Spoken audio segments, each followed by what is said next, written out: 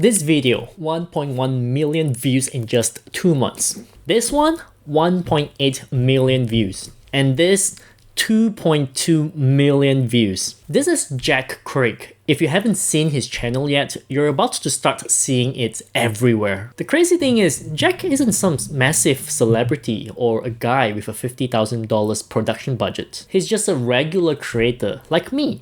But he's managed to pull off something that logically shouldn't be possible. He's uploaded less than 20 videos total, yet he has over 200,000 subscribers. Last year, he only posted 4 times. Now, if I tried that, if I took 3-month break, my channel would basically vanish. The algorithm would forget I exist. So Jack has to be doing something differently. I studied his channel for 2 years. I watched him come and go. I watched his success, and it made me feel a bit miserable, if I were to be honest with you, because I was grinding out videos every week trying to stay consistent, while Jack was getting millions of views by barely uploading at all. I used to think he just got lucky, but after sitting down and really digging into his scripts and videos, I realized I was the one who was wrong. I was so focused on doing the work that I didn't see the specific structure he's using to make his growth inevitable. So I spent the last 2 weeks breaking his channel down to see what's actually happening under the hood. And I found 3 specific levers he pulls to keep people watching,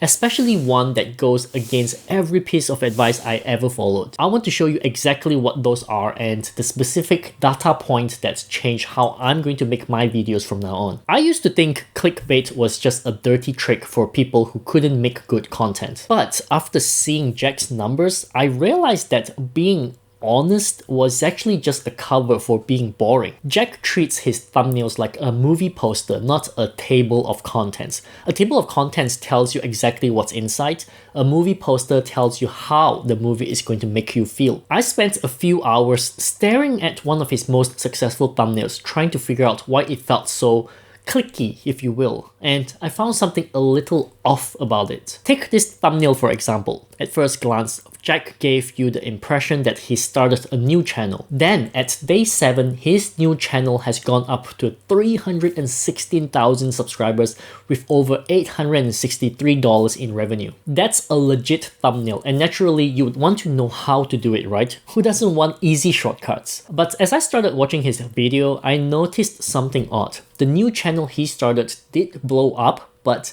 it is not what he promised in his thumbnail. From what I gathered, his new channel gained over 1,000 subscribers in 7 days. And yes, that is considered as blowing up for some. But I was a little disappointed because it wasn't the 300,000 subscribers he promised. And also, I didn't find any mention of the $863 in the video as well. At first I thought maybe it is just that one video. So I watched another one. And this one here claims his new channel reached 216,000 subscribers in 7 days.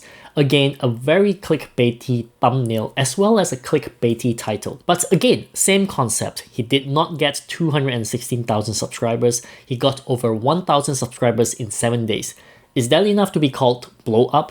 You be the judge. Usually, if I catch a creator inflating their numbers like that, I'm gone because I feel cheated. But with Jack, I stayed until the very end. The reason I wasn't mad is that Jack uses a specific bait and switch, but not the scammy kind. He baits you with a result, but he switches the focus to a process at the start of his video. The video was so well engineered that it made me forget about the 300,000 subscribers and made me care about something else I didn't even know I needed to learn. Most educational videos are like a recipe book. They give you the steps one by one and expect you to stay interested. But Jack doesn't just teach, he goes on a mission. He turns a standard how-to video into a video quest. I realized he gets away with the thumbnail exaggeration because the second you click, he stops being a teacher and starts being a protagonist.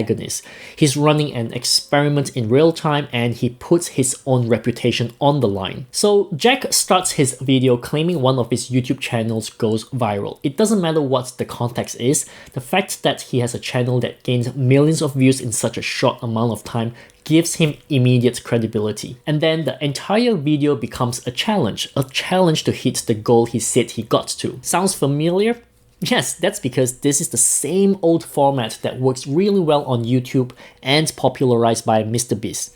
Challenges. And once you start watching Jack's entire video, you'll notice that he not only took up the challenge he created for himself, but he also takes you along with him to show you the ups and downs along the way. This immediately creates a story. It is like watching a movie or a TV show. There's a goal, there are obstacles, you know there's a result, but you don't know how he got there. What I'm saying here is that challenges work because they have stakes. If you have something to show, even if it's a massive failure, it carries more weight than 1,000 good ideas. Results are more interesting than opinions. This is the exact reason why I didn't click away when I realized the numbers were off. I wasn't watching for the 300,000 subscribers anymore. I was watching to see if he would survive the experiment. By making the process look difficult and even showing the parts where he struggled, the 1,000 subscribers he actually gained felt more impressive than the fake numbers in the thumbnail. It made the result feel earned. By the way, if you like my analysis so far, I do YouTube channel audits as well. If you like me to audit your channel, feel free to reach out to me. Link in the description below. This brings us to the final lever. This is the part that actually gave me hope as a creator. I used to think that to compete with channels like MrBeast, I had to copy them. I thought I needed $10,000 edits, the loud voice and constant animations, but Jack's channel proves the exact opposite. In a sea of creators screaming for attention, there is a massive gap for someone who just acts like a normal human being.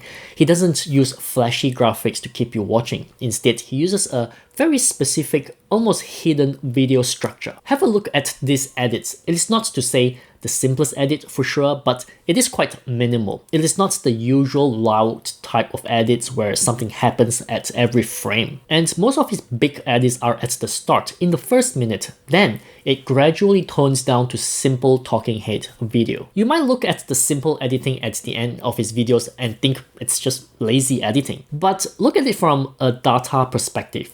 Most viewers drop off after the first few minutes. So Jack spends 90% of his energy on the first 60 seconds where the entire audience is watching, where it matters most. What this tells me is that the majority of the viewers have already left at the end, and the ones who stay are the ones who are interested in what you have to say. So even if you have no edits at all at the end, they will still listen because they are focused on what you have to say. And you probably guessed this, but this is also why Jack puts his result at the end.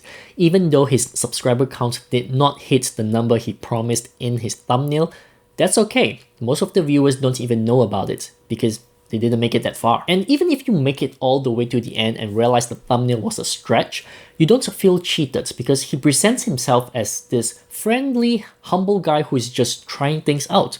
You end up rooting for him. It's a genius way to maintain authority without needing to be the loudest person in the room. But of course, the biggest one of all is he really did the challenge. He does the work behind the scenes and he has results to show. I think that builds up his credibility tremendously. Now, you might think that clickbait is unethical. But if you genuinely have the most wonderful bit of information to share and no one clicks to hear it, aren't you the one being unethical by letting that knowledge die? It's like McDonald's. We know the burger doesn't look like the photo, but we go there because the golden arches are a signal of speed and accessibility. If you don't use a golden arch thumbnail, you aren't being noble. You're just making it impossible for people to find your food. Jack proves that the click is just the invitation. The quest is the meal. So that's my analysis of Jack Craig. Do give his channel a visit and watch his videos. I think he has great insights and you will learn a lot from him. I do a lot of analysis and shares like this. One of them I did on my own channel where I uploaded over 200 videos and discovered so many things that YouTube channel should be doing to be successful. So be sure to check it out here. Alright, that's all from me in this one. Thanks for watching and I'll catch you in the next one.